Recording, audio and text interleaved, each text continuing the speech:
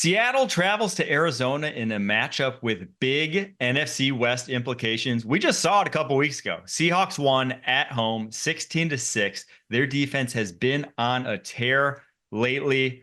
BMAC, what are we watching for matchup wise to decide this game?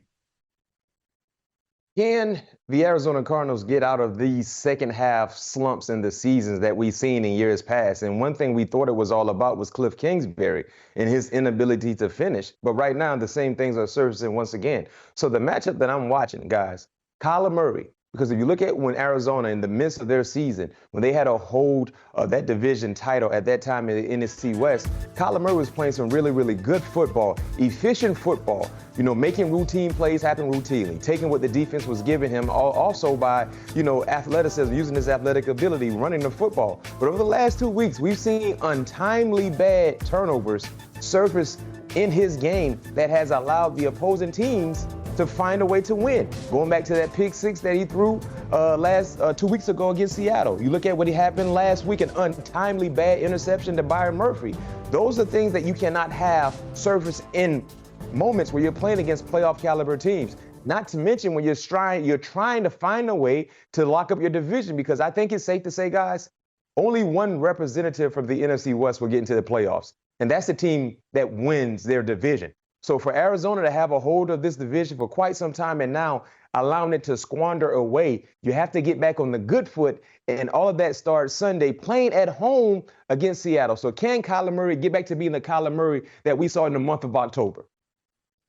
You know what, BMAC, I think it's important that you point out that offensive side of the ball. When you recap the final score of that Seahawks-Arizona Cardinals game, 6 points is just unacceptable when you've got a guy who is climbing the charts as a potential MVP candidate middle of the year. And it comes down to the offensive line. And sometimes you have to say, hey, those guys get paid too as it pertains to defensive linemen. One guy who's been on a historic couple weeks streak is Leonard Williams, the big cat for the Seattle Seahawks. And Mike talked about Mike McDonald's defense earlier in our show. And I got to just give a big tip of the cap to this guy, Leonard Williams. He has been unbelievable. And if the interior offensive line of the Arizona Cardinals don't have a surefire set of rules that they are going to follow to a T, he can ruin your game. And they saw it in Seattle a couple weeks ago. The only saving grace is that this Arizona Cardinals offense gets to operate at home.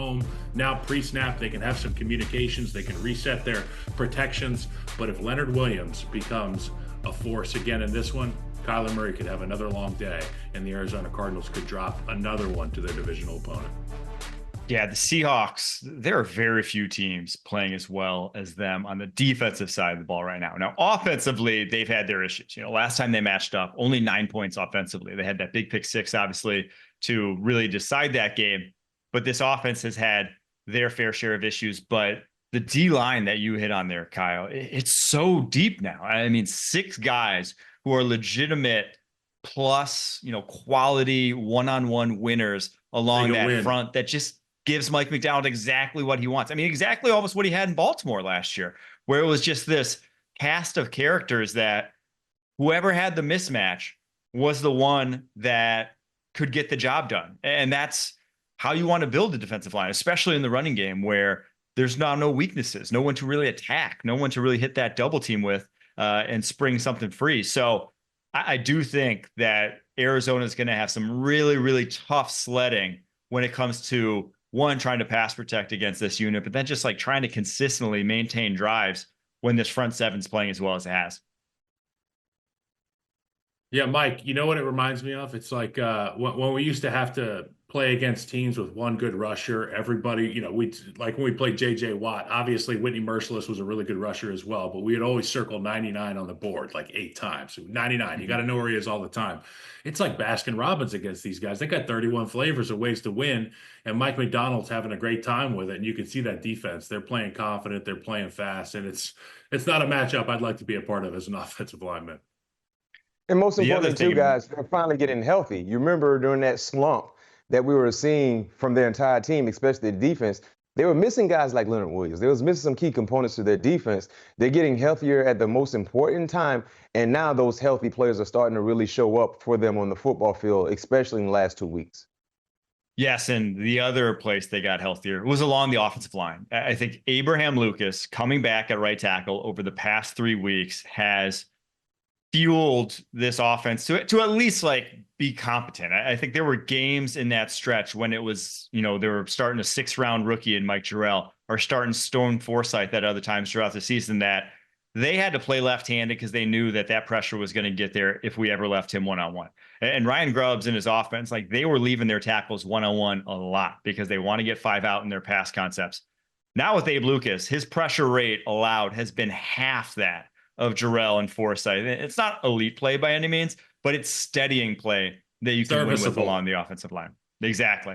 And with the weapons they have on the outside, and obviously DK Metcalf been banged up himself, but with the weapons they have on the outside, that's really all you need. Geno Smith can get the job done if he just has a little time to operate there in the pocket. So Arizona's had some great defensive game plans, but I think I see this one going the Seahawks way big. What do you guys think for picks in this one?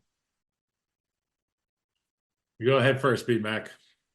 Yeah, I love Seahawks in this spot because they're the team that's thriving right now. It feels like Arizona, they're surviving, trying to figure things out. And I think they kind of reached their peak, guys. I really believe the Arizona Cardinals reached their peak, in the late months of October, getting ready early November. Now they kind of fizzled out. And right now, for the Seattle Seahawks, because they're getting healthier, they're starting to play some of the most inspired football. Now, you're not getting a lot from the offense, but you're getting enough. But the defense, this is what we thought we would see from Seattle when Mike McDonald became the head coach. Schematically speaking, disguise concepts from guys in the secondary, exotic like blitzes, and putting his defenders in one-on-one matchups for them to win.